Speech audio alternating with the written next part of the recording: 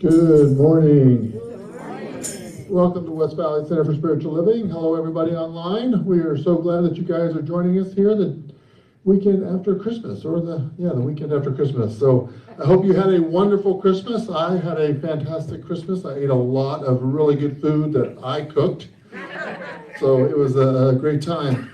So my little story I want to share with you this morning, I was just reflecting on, of course, watching the news with my friend Fred. He's watching it in his house, I'm watching it in my house. But they were showing a recap of the year and everything. And the one thing that really came to mind for me is that I am very grateful for this center. And I'm very grateful that I have the center that helped me stay anchored through this whole entire year. Because this has definitely been a roller coaster ride. And because of the center and Reverend Karen and our message and our spiritual practices, I was able to stay centered throughout the whole time. And so that I'm very thankful for. So that's what we come together every Sunday to remind ourselves of that truth, that we are whole, perfect, and complete the way that we are, and that we're here to express and experience life. So life is good, just as remember it. So I welcome everybody, and so now is the time to get ourselves centered. So let's slow down, get comfortable, and allow ourselves to be open for Reverend Karen's beautiful message.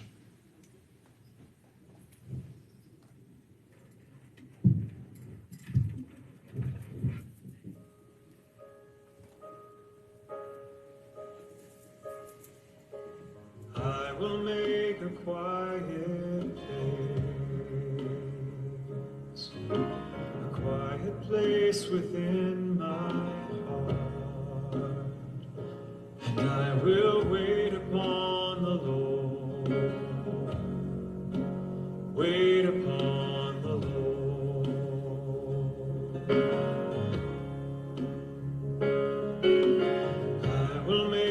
quiet place within my mind, and I will wait upon the Lord, wait upon the Lord. Be still, my soul, be still. Be still, my soul, be still. Be still and know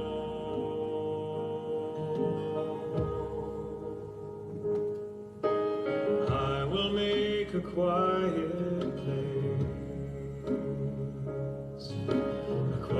place within my life, and I will wait upon the Lord, wait upon the Lord.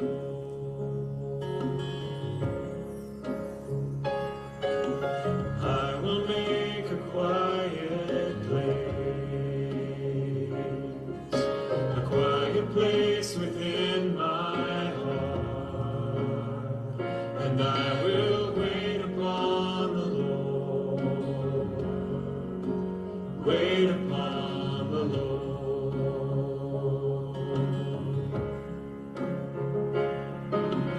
I will make a quiet place within my mind, and I will wait upon the Lord, wait upon the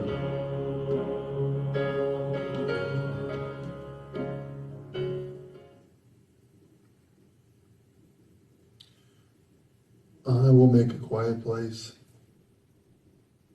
just like this quiet place right here in our spiritual home, where we come together to recognize that truth of one another. We come to recognize the truth that that divine presence is always present in our lives, in, through, and all around us. That spirit is every person that we meet, every situation that we experience. God is present. So there is no place where God is not. And knowing this truth, I know that each person, not only in this room, and each person that can hear us, and everybody that is thinking about even coming to the church, knows their truth. That we are that individualized, beautiful expression of life, living life, experiencing life. And what I know is that there's only good because it's only God.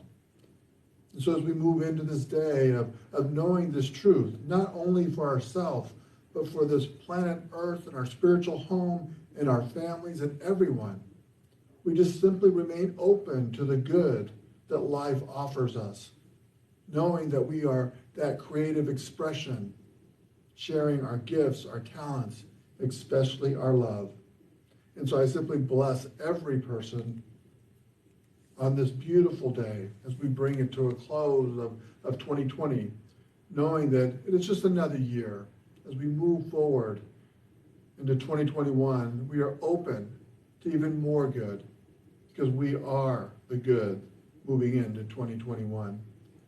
So knowing this truth, I give thanks for this beautiful service. I give thanks for each person in our community and for Reverend Karen, knowing that we all come together to always support and love one another.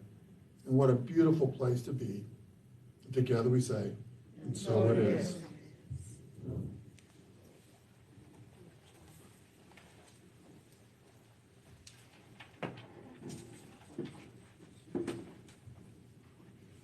Good morning, everyone. Good morning. Good morning. 2020 reminds me of boot camp. An experience I'm glad I went through, but I never want to do again. This is a song about, actually both my songs this morning are about light.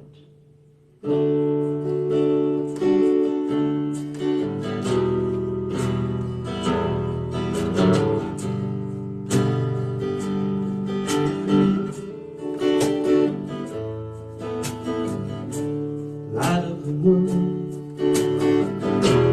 light of the world, light of the world, illuminate the world, light of the world, light of the world, illuminate, light of the world. Say, won't you fill me up today? My sadness fades from you. I wipe those tears away. Light of the world, I release my yesterdays. Prepare my troubled heart, revel in yesterday. Light of the world, light of the world, light of the world, illuminate. Light of the world, light of the world, light of the world, illuminate. Light of the world, won't you extend my love this day? Step inside my soul, hold me in its sway. Light of the world, my peace has come to stay. For I know I am a part of the bigger, brighter day. Used to think that the world was black and white. Now I know the full and sacred blessing from the light,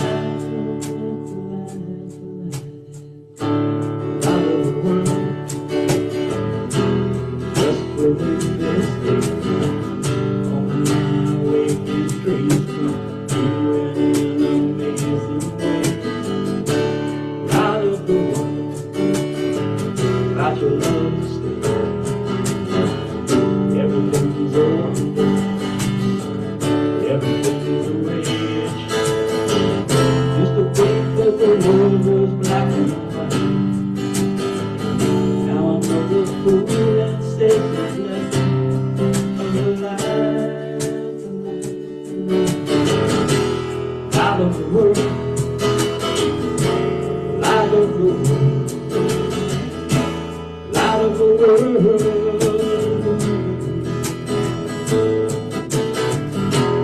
light of the world, light of the world, light of the world,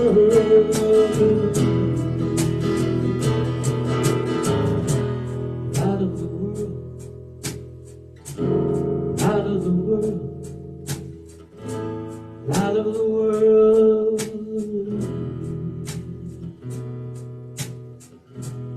light of the world, light of the world,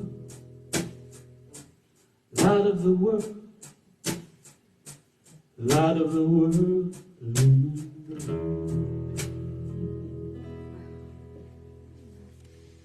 Thank you. Oh, that's beautiful. Thank you, Craig. That's so beautiful. Man, you play the guitar like, oh, like butter. It's really beautiful. Good morning. It's wonderful to see you here. Thanks for joining us. Oh, I'm glad you have a camera. There's something you're going to want to get a picture of, Mr. President. So I just wanted to tell you today how, what an amazing, I just totally agree with Reverend Clyde that it's such an amazing experience to have a church and a spiritual philosophy that has upheld us through a messy year. You know, a lot of stuff inside of this beautiful. Isn't this a pretty chair? I think that. Do you think I should sit in on Sundays while I'm waiting for my turn? Probably not. No. But isn't it? It's purple and it's royal, but it really represents prayer answered. So a couple weeks ago, I said to you, actually it might have been last week because you guys are good prayers. I stood up here and I was talking and I was really on and I said, by the way, the Dodgers lost Hugh's cutout. And so what a Dodger, do you know what a Dodger cutout is? If you're not a baseball fan, you may not know this, but my husband's a huge baseball fan and his team is the Dodgers, and the Dodgers happened to win the World Series this year, so like it was bonus good for my honey. and for me, consequently for me. And so Hugh's birthday comes in August, and baseball got delayed. And so the children and I, we have 4 grown kids, we chipped in and got him a deluxe seat with a real cutout of him. Now, the thing is, you get to keep the cutout in the end. You can go to Dodger Stadium and pick it up, or you can pay extra and have them send it, and Hugh got lost in the mail.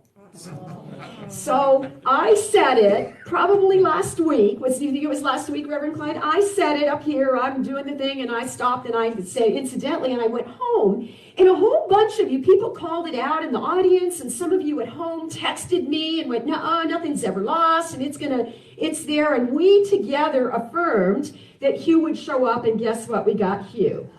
So I am now officially unveiling my husband, as he sat in Dodger Stadium in a premier seat.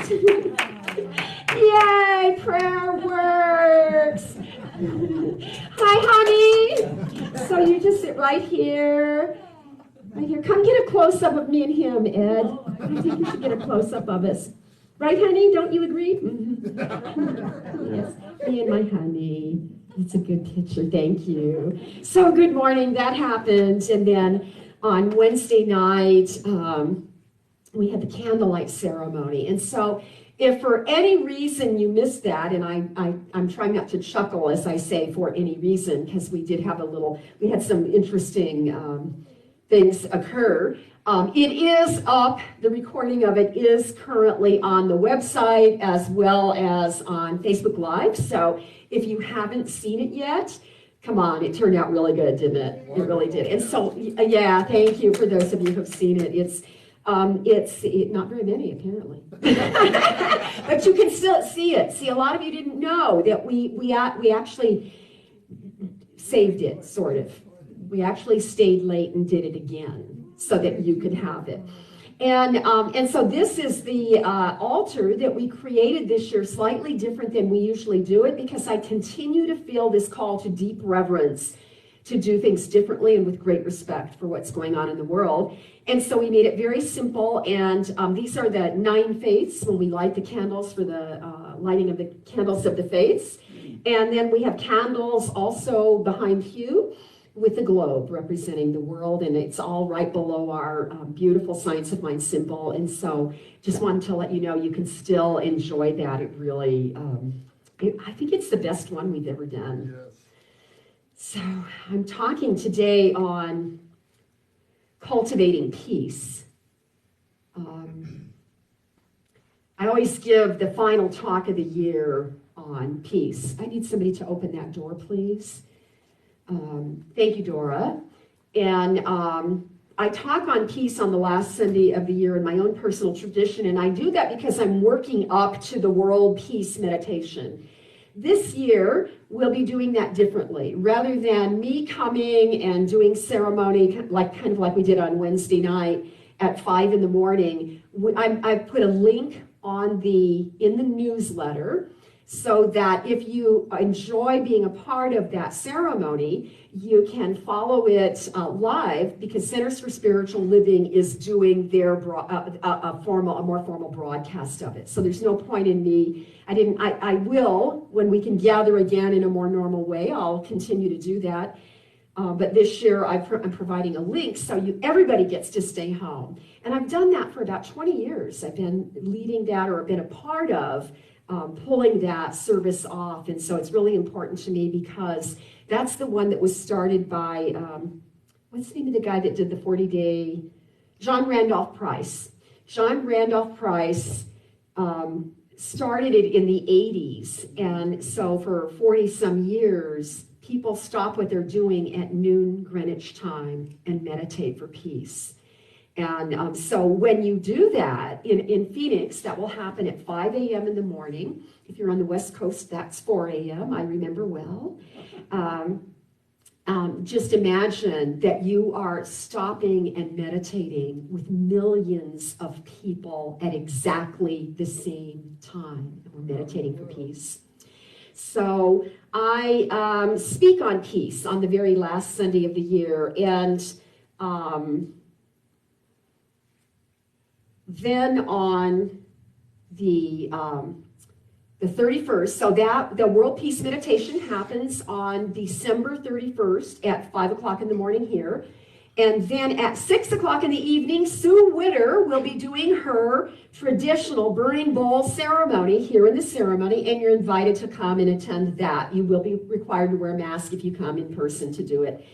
And Sue always has a little treasure for us. So there's well, that's the New Year's, but there's a burning bowl. So we come and we release on that first evening. And then on the first Sunday, which will this year fall on January 3rd, Sue Witter, I'm on vacation then. So Sue will be here speaking, but she creates ceremony for you, setting intention for the brand new year. So let's face it, we got a lot of reason to rejoice and for the burning bowl and letting go this whole past year. And we have even more importance in setting powerful intention for the new year so that each of us can break free from the fear and the worry and all the divisiveness, and we can come together in union in the same way that millions of us sit for the World Peace Meditation at the same time, and we can join together and set sacred intentions. So here's the deal. She always has a treasure for you. She always gives you a gift. And because there won't be a lot of people here, like today, we'll have less than 25 people in the room. She has prepared the gift for you so you can set intention in an actual item that you then have later that you personally have blessed with your personal intentions. And you may come to pick them up if you would like to have yours. There's enough for everybody. You can come to the center on Monday, Tuesday, or Wednesday of this week from 9 a.m. to 1 p.m. when Cheryl's here. And you can pick up your contact list. You can just pull it out of the basket yourself. And it's very special. I did it yesterday with her, and it's a wonderful treat. So we have lots of things still unfolding and a lot of exciting things upcoming. And so I take off a couple of Sundays in a row in January because usually I'm really pooped by then, and it's a good time to rest if you're a minister. Reverend Clyde will be speaking on the second Sunday in, and then I have a real special treat for you on the third Sunday of January. I have a problem, I'm sorry. The third Sunday, ministerial intern, our very own congregant and practitioner here, Tracy Herrick, will be right up here speaking at you. She's today behind the camera, so thank you very much, production crew lead today. And thank you for speaking in my absence. I appreciate it. You'll have to tell me how she does. I've just got some thumbs ups. All right, so we're talking about peace, and I think what I want to do is, I'm going to start with a quote from Holmes, but as we close the year, I can't remember who sent this to me, it might have been Nancy Noel. Here's a great Facebook thing. As we close 2020, there are a few things we should think about. Number one, the dumbest thing I ever bought was a 2020 planner. Truly have not used my calendar.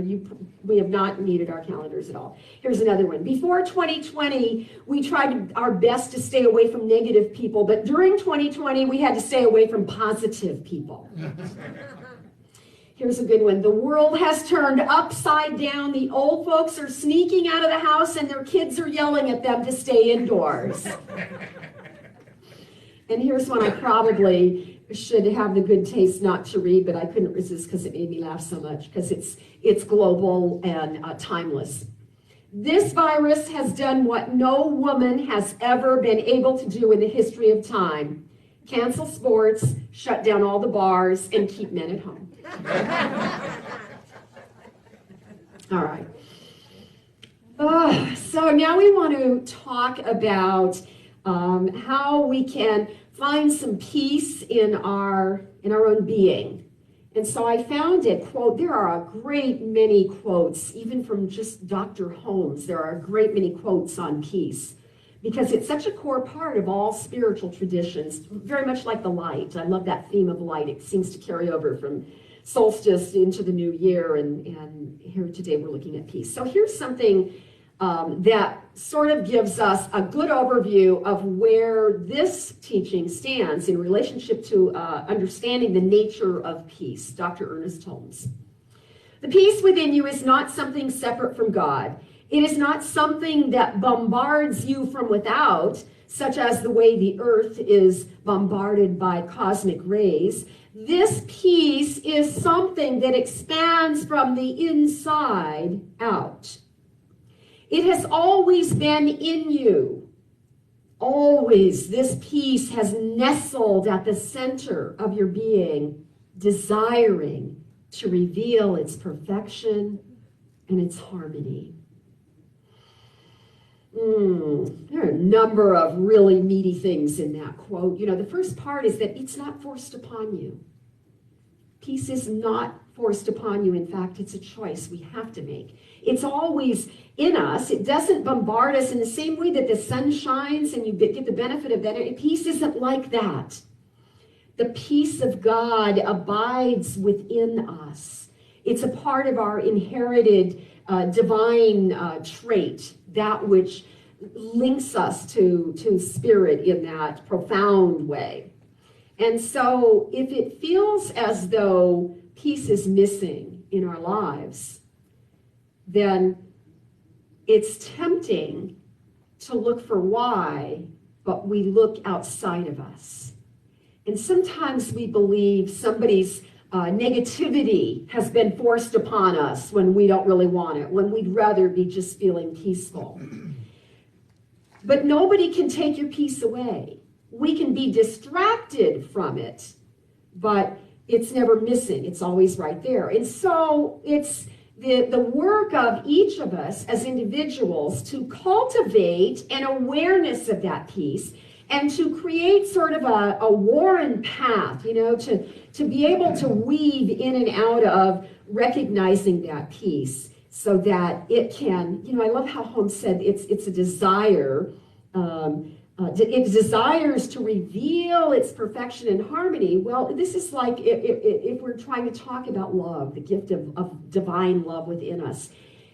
The only way peace is ever visible on the planet is when we allow ourselves to let it loose, right? To be the outlet, to be the channel for it to be on the planet as an expression of our being, one of the divine characteristics that we are willing to carry into the world.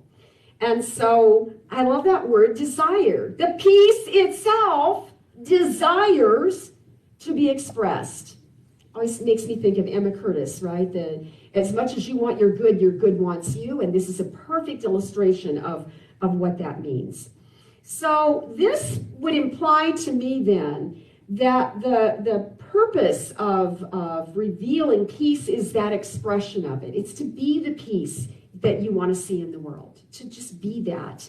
And when we look at the purpose as expression and we realize that the peace is in us already, then it's about revealing it.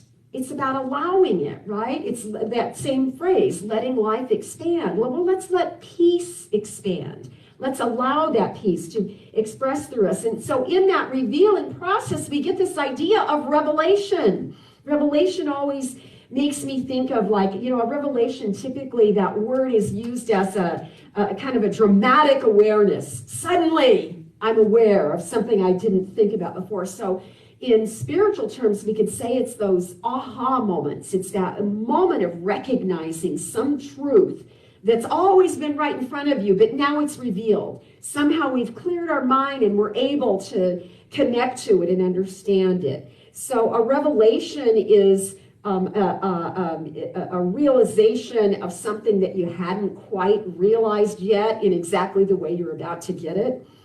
And in order to sort of pave the way for those revelations, we have to cultivate the way.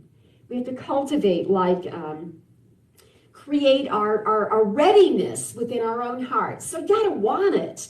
You gotta want it more than believing you don't have it. Sometimes the wanting is just like, oh, it's not here. Why can't I just, it's not that. It's the wanting that where you discipline yourself to have a practice where you sit in the quiet or you light a candle and you see the beauty and the peace of, look how amazing it is that the candles burn in the way that they burn.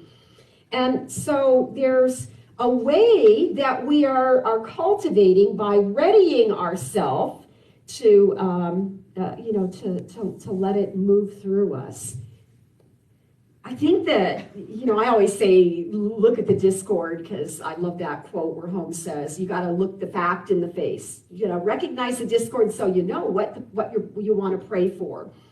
And so I believe that in this human journey, it's really easy for us to look at each other and notice flaws, or ways, things it's like Clyde and I were having this talk not that long ago, that I forget, it was a workshop or something, I forget what stirred up the conversation for us, but that we're blind, that we have our own blind spots. We have our own blind spots. But if you demonstrate something I don't recognize inside of me, it's easier for me to see it in you than it is to recognize it in myself. So that's where that saying, you spot it, you got it, that's where that all comes from. It's a form of projection in the realm of psychology. But we want to cultivate and work, cultivating is work in the earth, right? You want to grow pretty flowers or have a good vegetable garden. You got to get the ground ready for, get the environment perfect. So when we are cultivating peace for ourselves, to be expressions of peace on the planet, we're doing the tilling, we're doing the labor, we're doing the work of preparing the fertile soil for that possibility to just sprout up and express through us and as us. So one of the definitions for to cultivate is to devote time and careful attention to the task. I like that. Devote time to just read quotes on what peace is. Or meditate on it. Take time to play in that arena. So that's what we're doing this morning. We're preparing the ground so we can have a greater revelation of peace. And I thought of someone I wanted to talk about this morning, a favorite sort of hero of mine. Marcus Aurelius was a great leader of the Roman Empire about 100 years after Jesus is said to have walked on the earth. And he was considered the last of the good emperors of the Roman Empire. And the reason I wanted to speak about Marcus Aurelius this morning is because he was a good leader who understood how to lead in terms of peace. He has a really good reputation for saying things that make a lot of sense to us who have been studying New Thought and affirmative prayer, and he sounds like one of us. Well, he sounds like one of us because all the people that created New Thought studied him when they were studying all the other philosophers and the great heroes and spiritual thinkers. So Marcus Aurelius is someone who is known to say things like, you have power over your mind. You're in charge of your thinking. It's not about the outside events. It's very aligned to everything we teach in this philosophy. He said that our life is what our thoughts make it. And I then think immediately of change your thinking, change your life. So here's the quote that I selected from Marcus Aurelius this morning. So good. When you are disturbed by events and you lose your serenity, quickly return to yourself. Do not stay upset longer than the experience lasts. We have more mastery over our inner harmony by continually returning to it. Yeah, so I mean, come on, it's like, here, first of all, he didn't say if you get disturbed by events. He said when you get disturbed. I love that because then that doesn't make it look wrong if something disturbs you. When I said, it's easier to see, I can see your flaws better than I can see my own flaws. Well, the Course in Miracles says, sometimes it says there's only one of us here, and that's what it means to say we heal with each other. You never heal alone, that we need each other to work out those rocky places in relationship or to see that what triggers us in life so that we then can tune in and do our own work at a higher level. So when you are disturbed, he says, quickly return. Don't let that upset last longer than the experience. It's a beautiful reminder that experiences come and they go. Some, like COVID, take a little longer to go away, but we are confident that it is going. And that's how I want us to step into the new year. And then he says that mastery is to have mastery over your own harmony, to create peace in your own life is by continually returning to it. Step by step. One moment at a time. Every day, again and again, we just go back to the beginning. We return to truth. We return to love. Or as my beautiful friend Emma Curtis Hopkins said so eloquently, every night of your life, before you close your eyes in slumber, God swelling you with possibility. Choose. Every night of your life, before you close your eyes, choose. See in your mind, what type of character do I desire to exhibit in the morrow? Choose what kind of experiences you desire to experience in the morning. Plan it, imagine it, see it, so that you are seeding, you are cultivating higher possibilities than you might otherwise. And then she goes on to say, for you have within you an instinct with such integrity, and it is waiting your firm command. So choose every night of your life. That's one of the first quotes, probably the only lengthy Emma quote I ever memorized. But it has, you can see why. It has so much meaning to the value of the way our consciousness stretches in this cumulative way. It just continues to grow and expand. So we want to bring our attention to that inner harmony. We want to be able to return to that peace when it feels like it's disturbed. And we don't want to stay any longer than we need to. We do not need to carry our aggravation or our disappointments or any of that. We want to quickly get harmonized. We want to get our life, our thoughts back in that divine order and have a better experience in our day-to-day living.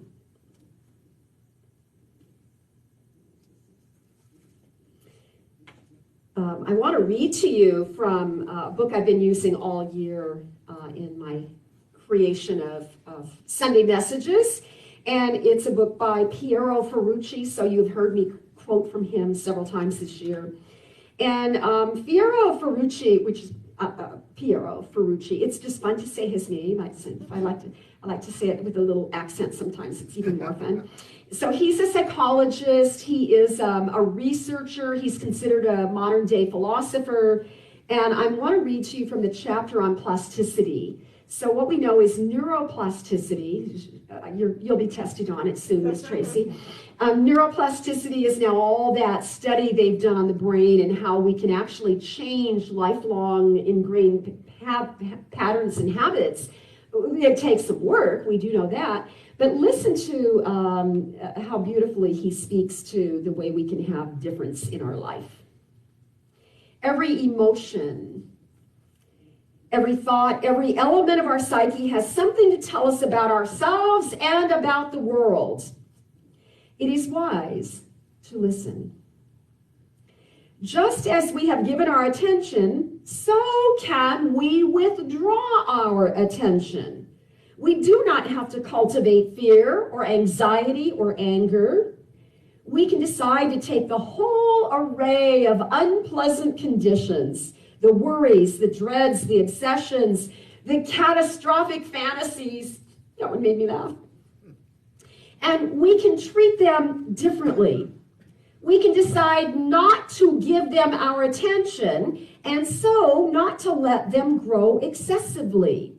And then he says this great sentence. He says, to subtract attention, this is a great idea. Think of it backwards. to subtract attention from those emotions and those thoughts will bring around an astounding result. It will starve them. Each time they arise, every time you have a catastrophic thought or a worry or a concern, or you're feeling angry or resentful, every time you notice an unpleasant thought or emotion, decide to get involved in something else that's more interesting. Not hard to do. Unless you are a bit attached to the adrenaline that comes with the high drama of all your problems, which is also a reality for some people. I'm not saying I've ever been there, but I do have a little passion. And then he concludes by saying, deprived of our attention, the unpleasant emotions will wither and die. So, there's something simple and beautiful in this. Don't feed what you don't want. Distract yourself so that you can get away from, if you've just watched something stunning on the news that's upsetting, then immerse yourself in something that will then uplift you and counter that. Come back to truth, come back to love, and that's what we mean by all of that. Now, I want to tell you an interesting experiment that I saw at a conference. I was at a CSL conference. I don't remember where. I've been to so many, you start to forget. And but I want to say it was in the Midwest, like Kansas City or something. Do you think you were at that one? Do you think we were there together, Reverend Klein? Anyhow, I was somewhere out of state, and they showed a video that, by the way, you can YouTube. I really thought maybe we might try and show it, but then I chickened out. But you can look it up. It's called the Gorilla Experiment, but my favorite one is not the Gorilla Experiment. It's called the Dancing Bear Experiment. So just put it in your word search and see if you can find it. And what you want is the little short one. It's only about a minute long. So here's what we saw. I'm going to set it up for you. It was done in 1999 at the University of Illinois. Do I hear Mark hooting in the other room? I think he went to school there or somewhere near there. And it was in the Beckman Institute for the Advanced Sciences, and the professor was Daniel James Simons. Here was their idea. They got a bunch of basketball players. 1999, they put them all together. They made this video. So there's like 4 or 5 people on each team. One team is dressed in white. The other team is dressed in black. And now they are going to spend 20 seconds passing the basketball back and forth to each other. Anybody heard of this experiment yet? Yeah, you got to go home and look it up. It's really impressive. So what the leader of the experiment says, so the people are the basketball players are about to start throwing passes. So now notice that the black team is only passing to the black team, and the white team is only passing to the white team. But they have something like 4 balls going around. Each team has 2 balls.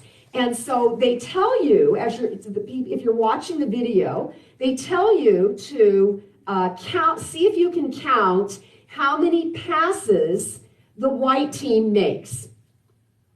And then all of a sudden they blow a whistle, and then it gets really chaotic. So the people are all mixing in and out of each other, and they're very good basketball players, so they're passing the ball in all kinds of ways, and you're counting, and so then 20 seconds ends, and then they go, okay, how many did you get? Well, if you got 15, you got the right number. The white team passed the basketball 15 times. Yeah, some of you are proud of yourselves because you watched it, you caught it, you did the right count. But did you see the dancing bear walk through the middle of the team?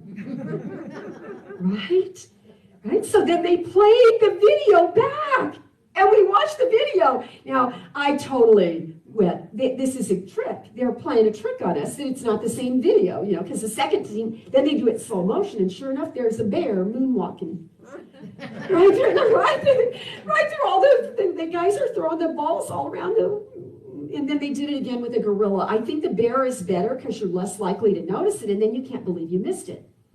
You can't believe you missed it, right? So the experiment proved and this is what they were thinking anyhow, this is the beginning of neuroplasticity probably. But what it shows us is that what we do not pay attention to, no matter how conspicuous it might be, if you're not paying attention to it, it disappears.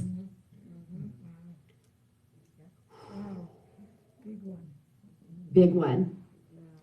Big one. So if you're having a bad day, start making an assessment of how much time you're spending worrying or watching the news or, you know, all the other stuff that brings us down, and refocus your attention on the something else, something that will make you feel better. We can use this wisdom in many ways to help us contemplate or cultivate more peace in our lives. So just think about it. It's very interesting. Your brain is not capable, right? So to the brain didn't see it. And they did such refined studies, they put special eyewear on the people, some of the people that were watching the video so that they could track exactly what they were looking at. And some of the people looked at the bear or the gorilla for a full second, made exact eye contact, but the brain did not register it. That's weird. I know, and this is just how the brain works. This is why, this is why when there's an accident, there's 14 different ideas of what happened, because we all see different things. We all see a little different piece. We're not capable of taking in all of it. And in the gorilla experiment, the gorilla walks right through the crowd, and he stops and he pounds his chest 3 times. He hits his chest 3 times and walks off. And even with that one, which is a little easier to spot, more than 50% of the people do not see the gorilla. They're still counting the throws of the balls. So, pay attention. Remember you're in choice here. Remember peace is that peace that's within. There's a Trappist monk, Thomas Merton, who is a favorite of mine. I have loved him for a long time. And he said, instead of hating the people you think are war makers, hate the appetites and the disorders in your own soul, which are the causes of war. So it's that inner work. It is about cultivating peace in ourselves before we do it. Before we try and make it in the world, we have to bring it out of us. We always have to stand and get anchored in that first. So I want to wrap up this morning. I have one more quotation from Dr. Ernest Holmes. I want us to have some way of ending positively with this idea of, we have lived with a lot of discord this year. We really have. And but I want us to not assume that we have to carry that into the new year. I don't think it's too late for each and every one of us to redecide how we want to deal with the way we're living and moving and having our being in the world, while we're looking at the end of COVID and the other opportunities to protect ourselves from it, and the more information and research that comes in. I want it to not rule our lives. I think if nothing else, we have had a very good lesson this year that life goes on. I remember my birthday came in April. We started a sequester in March. My birthday came in April, and it was like, oh, boo, my birthday's like this. And then half a year goes by. Now we realize everybody will miss a birthday this year, right? By the time next March comes, we all will have had a birthday in a different circumstance than we're used to. So let me leave you with this awesome quote from Dr. Holmes. He says this: we have to believe in the transcendent power, right? We have to. That's where we start all our prayer, in the recognition. There is a power for good in the universe. It's greater than I am. It's right where I am on all of those ways. We anchor ourselves in that truth. We have to believe in a transcendent power. Then we have to believe that we can hook up with it, because we are already one with it. Then we have to believe that when we speak our word, we are tapping the source of infinite harmony at a level higher than the finite discord. Therefore, Our word of authority will take precedence over the discord. Right, honey? Right? Prayer works. Just like that. I was overwhelmed. I don't know how I'm going to talk the Dodgers into finding Hugh. First I spent trying to talk. I even whined a little, with Federal Express because they were, no, they didn't have it. Dodgers did. And voila, we prayed him here. Wouldn't be the first time we've prayed him back, right? All right, so here's the deal. Just for the heck of it, I thought, I wonder what the first talk I gave last year in 2020, what was the title of the first talk I gave last year? You know what the title is? What looms ahead? I know, right? But here's the deal. I started the year because we had chosen a theme about vision. How will you choose to perceive what you think you see going on in your life? And that was a damn good theme to have for last year. What I see today. I even put a big I on the cover of the program, and I still am proud of that eye. Everybody hated it, but I loved it. It was great. It's looking right at you. Just one eye, though. But here's what I want you to hear is the word loom, and this was the message a year ago. The root of the word means weaving together. That makes sense. We can understand that. But the synonyms for the word loom, the synonyms are soar, gather, rise, hover, and emerge. So I was pretty spot on.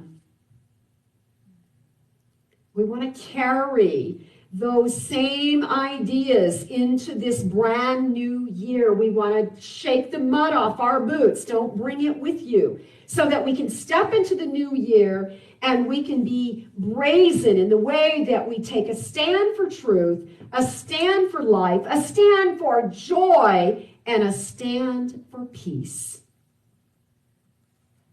That's what I wanted to say today.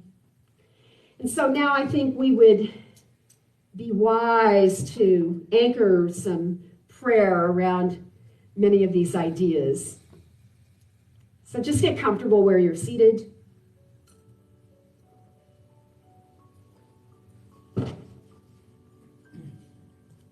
Take a nice, deep, cleansing breath if you haven't done that yet.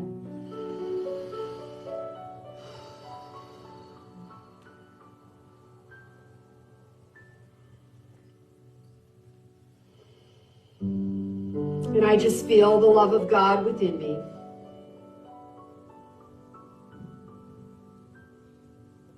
That sweet inner place, the secret place of the Most High. It is the indwelling presence of that power, of that beauty, of that truth, and of that peace.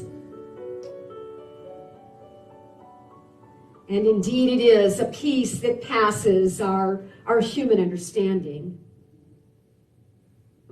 So as we just breathe this morning on this very last Sunday of 2020, we remember that all is well, and that every manner of life is well, that there is divinity that is immersed in every blade of grass, in the wings of the flying birds, in the lizards that climb on the yard wall. Life expanding, insisting on that eternal element of livingness. I feel the love of God, and I know that it is that which is good, it is that which is powerful, it is that great force of love in the universe, and it is that which has created everything in its image and likeness. And so here we are in this beautiful human journey, created with this likeness of creativity, this way in which we have the freedom of choice, and that we walk on our path, we clear the way, we move through the obstacles so that we can recognize that deep, abiding inner peace. It is the way that Spirit itself that created this universe has everything in perfect working order, so that the planets know how to move with great precision, and the earth can spin through space like a beautiful pearl, and that all the elements of life work together to enhance even more life. And so we feel that, and we recognize it, and we acknowledge it, so that there is that movement within us that is that healing force, the intelligence in the human body that knows how to heal what ails us. That wisdom of the universe that knows how to heal our relationships. That which brings us to a clearer understanding of forgiveness. That God is always the givingness of life, and that our place and our posture is to be the vessel to receive. And so even now we open our hearts and we open our minds and we allow ourselves to become very aware of the harmony and the peace and the patterns that move us to greater and greater expressions of well-being. And so we are restored to health. We are clearing our minds so that our memories work better. We are feeding our souls so that we are fed in this beautiful, deep spiritual way, and we are clear and we are brilliant, and we are the light and the love and the peace of God. So I am grateful. I'm grateful to know that this is how life works. I am grateful to be a part of a spiritual community that knows how to pray, that knows how to declare our good, and the ways in which we know how to move through any seeming obstacle and feel the love of God uninhibited, absolutely flowing and moving and expressing through us and as us. So I say thank you, God. Thank you, life. Thank you, infinite Spirit, for all of these gifts and for the gifts that are yet to come. And together we release this prayer and say, and so it is. Amen. Amen.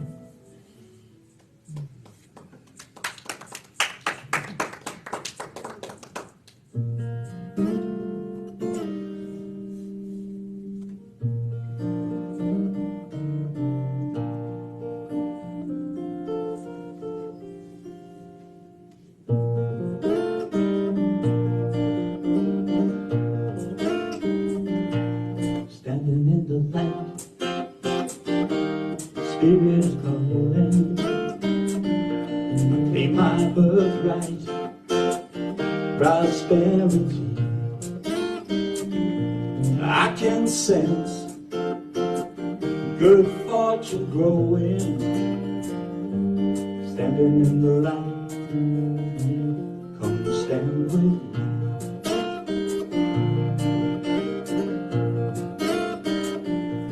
Stood in the dark, where there's no knowing.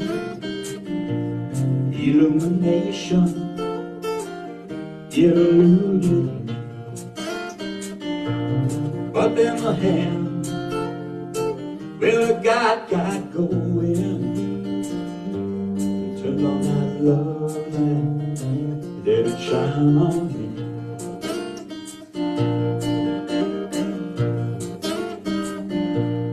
I can feel my body falling. I can create my reality, and I affirm, feel that these seeds I'm sowing, they will be overflowing upon me.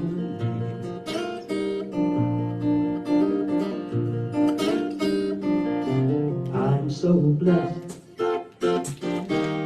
Spirit has found me.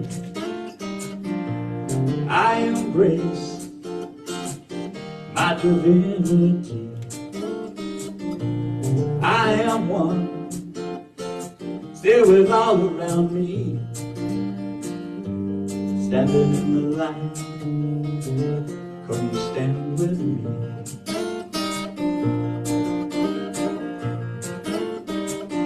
'Cause I can feel my life's unfolding. 'Cause I create my reality. And I have fun where like these seeds I'm sowing will be overflowing abundantly.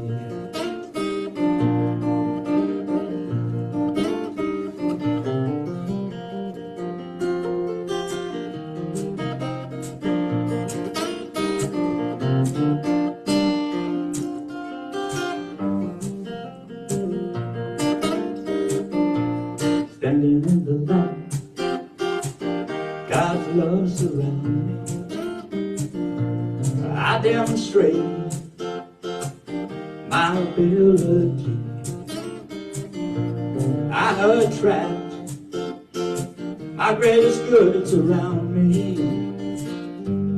Standing in the light, come stand with me.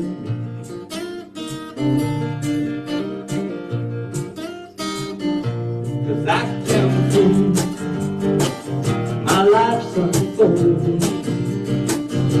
I create my reality. And I have fun where at these seeds I'm sowing will be overflowing. I can feel my life's unfolding. 'Cause I create my reality.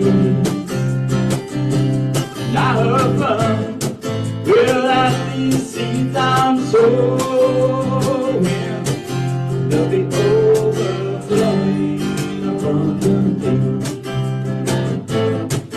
They'll be overflowing abundantly. 'Cause I'm standing in the light.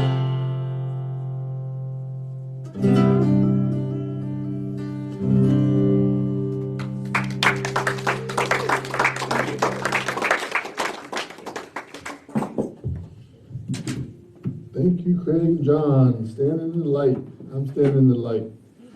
All right, so I want to make one quick announcement. I forgot, we're still trying to unfold how we do our announcements and everything, but if you are interested in coming in sometime during the week, we're going to be taking down the Christmas decorations. So if you would like to come in and help out, take the Christmas decorations down, just let Cheryl know sometime during the week. She's here during the day before 1 o'clock, Monday through Thursday. That'd be great. All right, so now is the time to celebrate our abundance, not only the abundance of our community, but the abundance of each one of our lives. So if you could say our abundance giving affirmation with me. I live in a consciousness of good. Divine love blesses and multiplies all that I am, all that I have, all that I give, and all that I receive. Thank you, God.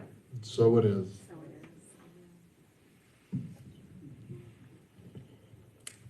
So thank you for remembering to get your tithes to the center.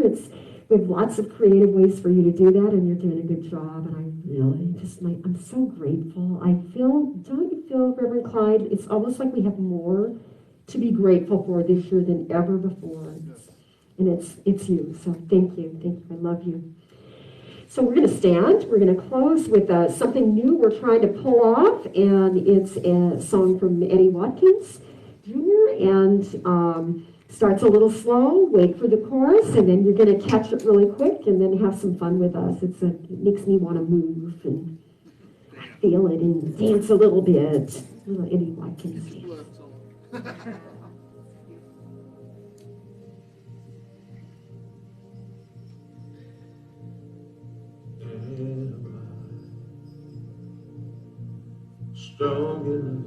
to bear the burdens that sometimes come living this thing called life. Am I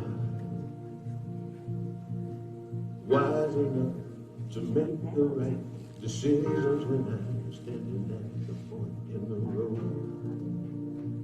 Sometimes I wonder and ponder, only to realize I'm not alone, and there's nothing I have to do on my own, because I am the place where God is, moves and breathes and has its being. I am the place where God shows up. I am the place where God is, moves and breathes and has its being. I am the place where God shows up. Will I gather enough to do the things I need to do to take care of myself? Will I have the help of mind and body to live a life of grace and holiness? Sometimes I wonder and ponder, only to realize I'm not alone, and there's nothing I have to do on my own, because I am the place where God lives, moves and breathes and has his being. I am the place where God shows up. I am the place where God lives, moves and breathes and has his being. I am the place where God shows up. I am the place where God, you are the place, moves and breathes and has his being. We are the place where God shows up. I am the place. Ah, and so we are the place. We are the place where God shows up. So let's remember that. Be the place for peace this year. Be the place for love. And let us take into this new year, let us take everything we have been cultivating all year long in our quiet alone time and just know we are the place where God shows up. Say it with me. I am the place where God shows up. And so it is. Amen.